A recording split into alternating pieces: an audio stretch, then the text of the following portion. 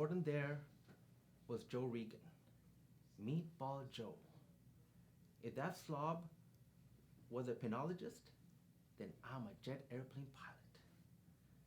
I spent 11 years. I came out, what, 4 years ago?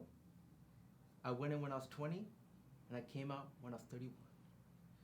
You don't count months and years. You don't do time that way. You gotta forget time.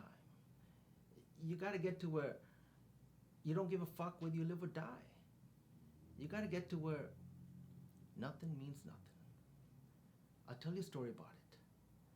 Once, there was Morpheus, this 300-pound slob. He couldn't even write his name. He had a crew of 16, 17 guards and cons. They'd go into these cells and grab these young guys. And if he put up a struggle, they'd beat him up. And he'd wind up in the funny farm. Anyway, word gets down that I'm next. And I don't know what I'm supposed to do. I'm scared.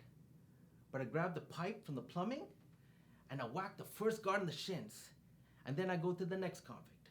And anyway, I get to Morpheus and I whack him in the head twice. Boom! I spent 6 months in the hospital ward. But Morpheus, he's fucked up real good. He dies 2 years later, which is a real loss to the planet Earth. Meanwhile, I gotta go back into the mainstream population. And I know the moment I end up back in the yard, I'm a dead man. So you know what happens? Nothing. Because I don't mean nothing to myself. And I knew from that day that I survived because I achieved that mental attitude.